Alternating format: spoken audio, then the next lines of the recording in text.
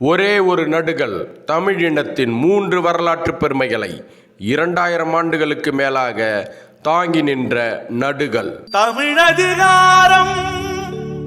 அதுவரை திட்டமிட்டு மறைக்கப்பட்டிருந்த தமிழ் மொழியின் மிக மிக முக்கியமான பெருமையை வெளி உலகத்துக்கு கொண்டு வந்தது அந்த நடுகள் கண்டுபிடிப்புதான். 2000 ஆண்டுகளுக்கு முன் 3ஆம் பாலினத்தவர் போர் வீரர்களாக இருந்தார்கள் என்பதையும் அவர்கள் பற்றி தொல்காப்பியம் கூறும் இலக்கணத்தை மெய்ப்பித்ததும் அந்த நடுகள் கண்டுபிடிப்புதான். இதுவரை இந்தியாவில் கண்டுபிடிக்கப்பட்ட கல்வெட்டுகளிலேயே மிக பழமையான காலத்தில் வடிக்கப்பட்ட கல்வெட்டும் அந்த நடுகள் கல்வெட்டு தான். அந்த நடுகள் கல்வெட்டு கண்டுபிடிக்கும் முன்பு வரை இந்தியாவில் கண்டுபிடிக்கப்பட்டிருந்த கல்வெட்டுகளில் மிக பழமையான காலத்தில் வடிக்கப்பட்ட கல்வெட்டுகளாக அசோகரின் கல்வெட்டுகள் தான் கருதப்பட்டன. அதனால் அந்த கல்வெட்டுகளில் எழுதப்பட்டிருந்த பிராமி எழுத்து தான் இந்தியாவில் தோன்றிய முதல் எழுத்து முறை என வரலாற்று ஆசிரியர்கள் கூறி வந்தனர். அதன் காரணமாகவே தமிழ் கல்வெட்டுகள் காலத்தால் அசோகர் கல்வெட்டுகளுக்கு பிந்தியவை என்கிற இடத்திலேயே வைக்கப்பட்டன.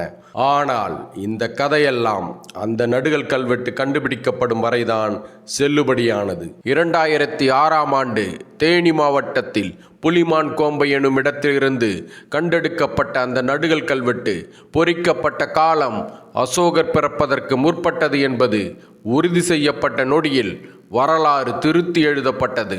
அசோகர் பிறப்பதற்கு முன்பே தமிழ் மொழியில் எழுத்து முறை இருந்தது என்பதுவும் அந்த தமிழ் எழுத்து முறையிலிருந்தே அசோகர் பிராமி உருவாக்கப்பட்டது என்பதுவும் உலகுக்கு வெட்ட வெளிச்சமானது. தமிழ் கல்வெட்டு தான் காலத்தால் முந்தியது என்கிற முதல் பெருமையையும் தமிழ் எழுத்து தான் முதல் எழுத்து முறை என்கிற 2வது பெருமையையும் தாங்கி நிற்கிற அந்த நடுகள் கல்வெட்டில் பொறிக்கப்பட்டிருந்த வரிகள் மேலும் ஒரு வரலாற்று பெருமையை உலகுக்கு பறைசாற்றியது. 2006ஆம் ஆண்டு தஞ்சை பல்கலைக்கழக பேராசிரியர் க. ராஜனின் வழிகாட்டலில் அவரது மாணவர்கள் செய்த நடுகள் ஆய்வின் பொழுது கிடைத்த 3 கல்வெட்டுகளில் ஒன்றுதான் அந்த நடுகள் கல்வெட்டு. இந்த நடுகள் கல்வெட்டு பொறிக்கப்பட்ட காலம் கிமு 2ஆம் நூற்றாண்டு. இதில் கல்பேடு தீய நந்தவன் கூடலூர் ஆகோல் என எழுதப்பட்டிருக்கிறது. இந்த நடுகள் பகைவர்களின் மாடுகளை கவரும் ஆகோல் போரில் கூடலூர் எனும் இடத்தில் கொல்லப்பட்ட தீய நந்தவன் என்பவனுக்காக நடப்பட்டது என்பதுவே இதன் விளக்கமாகும். இதில் தீய நந்தவன் என்பது பேடு தீய நந்தவன் என குறிப்பிடப்பட்டிருக்கிறது. பேடு என்பது சங்க காலத்தில் 3ஆம் பாலினத்தவரை குறிக்கும் பொதுச்சொல். ஆனால் இந்த அந்தவன் ஆணாக பிறந்து பெண்ணாக மாறியவரா அல்லது பெண்ணாக பிறந்து ஆணாக மாறியவரா என்பதை நாம் அறிந்து கொள்ள வேண்டுமென்றால் அதற்கு தொல்காப்பியம் மட்டுமே உதவ முடியும்.